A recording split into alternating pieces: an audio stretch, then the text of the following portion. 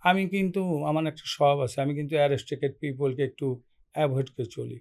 বড় বড় অফিস আদালত প্রয়োজন ছাড়া যায় না, কারণ বড় লোকটা আমার কাছে ভালো লাগে না। এটা কেন যেন অহংকার মনে হয়। আর ওই মাস্ট পিপল যারা নিচের লেভেলে, তাদের কথাগুলো শুনতে ভালো লাগে, তাদের সরলতাটা শুনতে ভালো লাগে। আপনি যদি আপনি এই টেস্ট, কথা কিভাবে বলেন? আপনি নিজেই তো বড়লোক। না আমি বড়লোক মনে করি না। আমি একজন, আমার প্রতিষ্ঠানে আমি একদম ডিক্লেয়ারিত একটা মানুষ যে আমি তোমাদের মতো একজন কর্মচারী।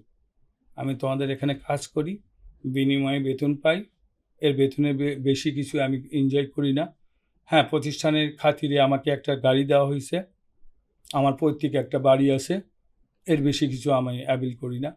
এখন প্রতিষ্ঠানের খাতিরে বিভিন্ন জায়গায় উঠবস করতে হয়, একটা গাড়ি প্রতিষ্ঠান থেকে দিয়েছে।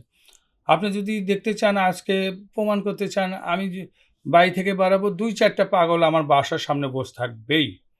তারা আমার সাথে কোলাকুলি করবে, "এই তুই ভালো করে যাস।" আবার বাসার ভিতর আমাকে ঢুকাইয়ে দিবে তারা। গেটে বসে থাকবে। যাওয়ার সময় ৫০-১০০ টাকা এটা ওটা প্রবলেম, অসুখ হইছে, পড়ে আছে। হয়তো ডাক্তারের কথা চিন্তা করতে পারে না। আমি আমার লোকদের ডাক্তারের কাছে পাঠাই। আপনি এটা যে আমার গল্প না কিন্তু। এভরিডে আমার এটা। বাসার সামনে ২ জন ৪ জন এরকম মানুষ বসে থাকবে। আমার মাঝখানে একটা হার্টের প্রবলেম হয়েছিল। তো আমাকে হেলিকপ্টার করে বগুড়া থেকে ইয়েতে নিয়ে আসা। ওই পাগলটা বলছিল, "কিচ্ছু হবে না।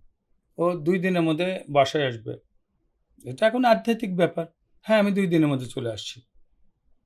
আমার ওয়াইফকে বা আমার পরিবারকে বলছে, "না, ওর ওর কিচ্ছু হবে না এখন। ওটা নিয়ে তোমরা টেনশন করো।" তো এই যে মানুষের ভালোবাসা, এই জায়গা থেকে আমাকে বাঁচতে ইচ্ছে করে, কিছু একটা করতে ইচ্ছে করে। মানে আমি আমার স্বপ্নটা অনেক বেশি। কেন? আমার কিন্তু নিজের জন্য না।